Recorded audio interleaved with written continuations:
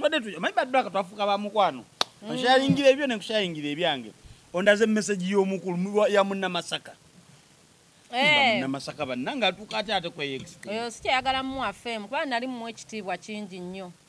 Naye akasolo yali yagala ka mitwalo 15. Lwasa. Ezo yali layite bagamba by the way mbuna kuba screenshot kambalage message ku timbe. Ejibalage. Yino laga ne date zoomingamu. Lwasa nga yagala ki? Kasolo ka mitwalo 15 eyo simu yange. Yakusindikia sente. Yani oyo Emmanuel Lwasa. February nga mmeka? Yino ngeriko February 21 February zali sawa 5 yakeera ayimye. Lwasa yakeera kamutaka ka sausage kamuchankalanyeko n'agamba kanebukire ku kibadi bulaka kumbe nali mugezi. Nosoko milita 15. Yangambe ezo za mafuta musange ku Serena. Naye era neewunya nnyo ngendo laba kiri awo mbusimanya ndi mukadde akwatewa kumbe yasindikako neza amafuta.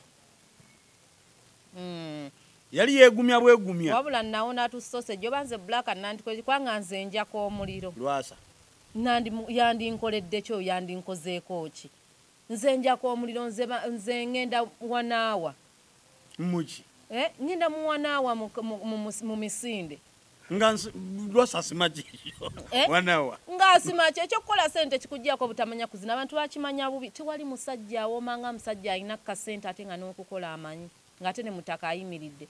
Sebyo byagamba nti mugagga ajja kufuna yakabwaka akewasize. Akateekeka ye n'embwa zirina sausage munene. So Lwasa yali amanyidde nnyera kale sejjusa kubambusa agenda ku woteeri.